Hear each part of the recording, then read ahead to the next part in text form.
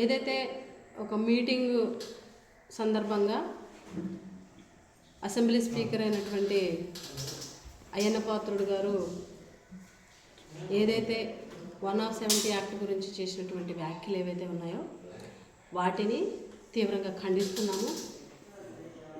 ఆయన 170 యాక్ట్ గురించి మాట్లాడుతూ టూరిజం గురించి మాట్లాడుతూ టూరిజం అరకు పాడేరు లాంటి ప్రాంతాల్లో డెవలప్మెంట్ అవ్వాలి అని అంటే 170 యాక్ట్లో ఉన్నటువంటి ఏవైతే రూల్స్ ఉన్నాయో ఏవైతే నియమ నిబంధనలు ఉన్నాయో అవి మార్చాల్సినటువంటి అవసరం ఉంది. అధికారులు అవసరమైతే వాటిని మార్చేటువంటి పరిస్థితి ఉంటే చూడండి అని చెప్పేసి స్పీకర్ గారు మాట్లాడడం అనేది నిజంగా చాలా విడ్డూరకరం. ఎందుకనంటే గతంలో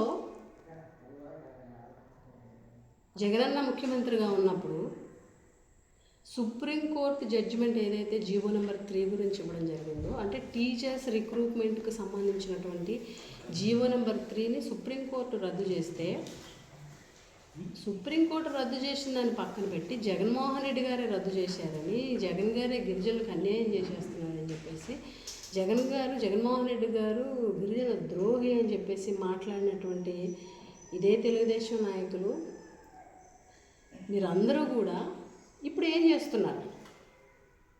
జీవో నెంబర్ 3 మీద సుప్రీంకోర్టు జడ్జిమెంట్ విషయంలో జగన్ గారి మీద ఒక అబద్ధం వేసి ఎలా పడితే అలాగ నిందలేసినటువంటి మీరు, జగన్ గారి మీద రెచ్చిపోయినటువంటి మీరు ఈరోజు గిరిజనుల ఉనికే పోయేలాగా ఉంది, ఆ ఉనికే ప్రశ్నార్థకం అయ్యేలాగా ఉంది.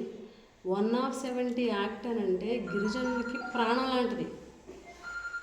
మన ఉనికిపోయేటువంటి పరిస్థితి ఇప్పుడు కనిపిస్తుంది. టూరిజం పేరు చెప్పి ఎవరెవరికో టెండర్లు ఇవ్వడం కోసం, ఎవరెవరికో ప్రాజెక్టులు ఇవ్వడం కోసం, ఎవరెవరో డెవలప్మెంట్ అవ్వడం కోసం గిరిజనులకు సంబంధించినటువంటి గిరిజనులకి గుండెగా అయినటువంటి 170 యాక్టులో మార్పులు చేయాల్సి వస్తుందేమో అని చెప్పి ఒక స్పీకర్ గారు మాట్లాడడం నిజంగా చాలా దురదృష్టకరము.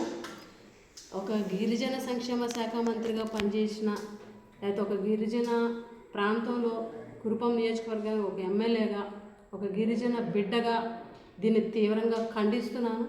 ప్రతి ఒక్కరు కూడా ఈరోజు ఈ వ్యాఖ్యలను తీవ్రంగా ఖండించాల్సినటువంటి అవసరం ఉంది. ఎందుకనంటే మన ఉనికే ప్రశ్నార్థకం అయ్యేటువంటి పరిస్థితి కనిపిస్తుంది. కాబట్టి ఖచ్చితంగా ఈ వ్యాఖ్యలను అయ్యన్న పాత్రుడు గారు వెనక్కి తీసుకోవాలని, అలాగే క్షమాపణ కూడా చెప్పాలని, బహిరంగ క్షమాపణ చెప్పాలని, వ్యాఖ్యలను వెనక్కి తీసుకోవాలని, ఇంకొకసారి 170 యాక్ట్ విషయంలో ఎటువంటి వ్యాఖ్యలు కూడా చేసినా కూడా చూస్తూ ఊరుకోమని కూడా ఈ సందర్భంగా హెచ్చరిస్తున్నామని కూడా తెలియజేస్తున్నాను.